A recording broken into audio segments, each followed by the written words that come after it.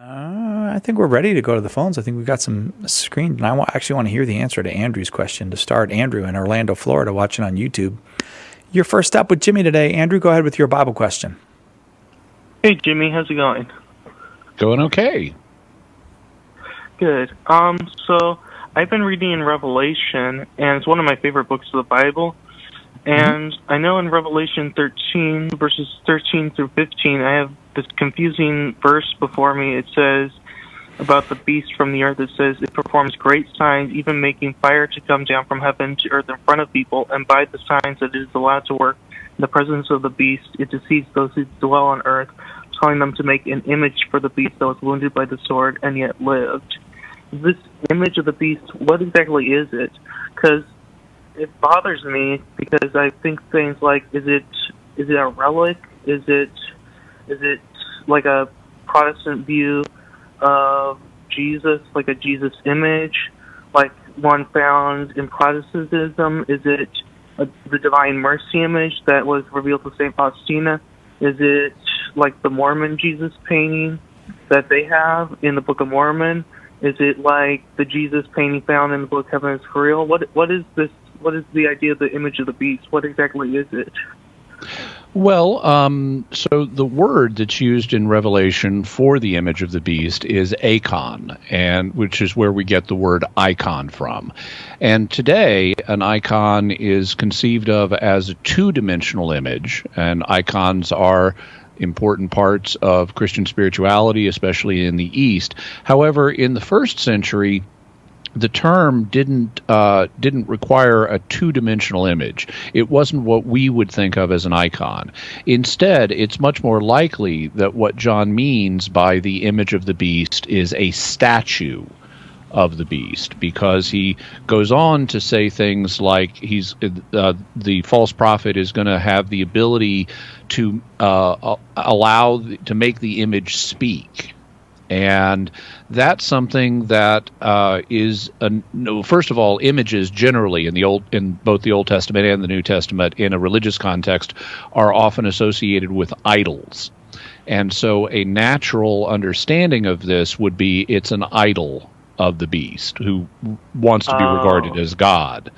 And there are even parallels to this in first century history. For example, the Emperor Caligula, who had a very short reign because he was so awful that his own Praetorian Guard killed him. But one of the things that he was trying to arrange shortly before his assassination is he wanted to have a statue of himself placed in the temple in Jerusalem. And this caused a huge hullabaloo. It would have started a war. Jewish people were not at all going to allow a statue of the pagan emperor Caligula, who wants to be regarded as a god, placed in the temple in Jerusalem. That would have been an enormous religious insult. They weren't about to tolerate that, and Caligula's own officials knew this, and there's one official in particular who he ordered to put the statue in the temple, who was like consciously delaying and trying to get Caligula to reconsider. And there was a Jewish embassy sent to Caligula that included people like the Jewish philosopher Philo from Alexandria, Egypt. He went with a group of other very prominent Jews to Rome to try to convince Caligula to back off, and he talks about what happened in their meeting, but ultimately Caligula was just determined to put his statue in the temple in Jerusalem, and then he got killed.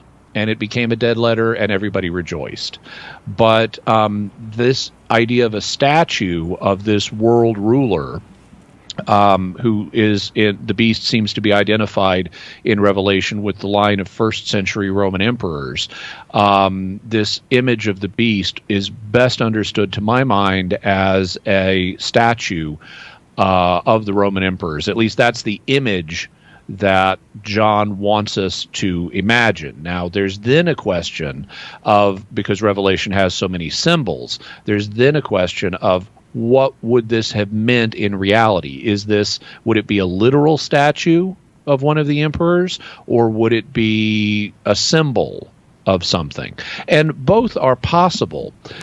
Even the bit about it speaking and so forth is possible to have been something that literally could have been done. Because, in fact, we know in the ancient world, there were statues of deities that sometimes had been fitted in such a way that they could project a voice.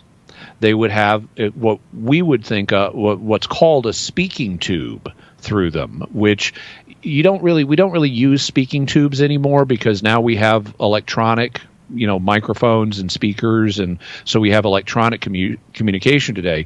But if you ever are watching like old movies or TV shows about people sailing on ships or living in fancy British houses in the countryside, they will have speaking tubes, which is exactly what you'd think. It's like a long hose, it's a long tube, and you put one end of it to your ear and someone else speaks through the other end of it.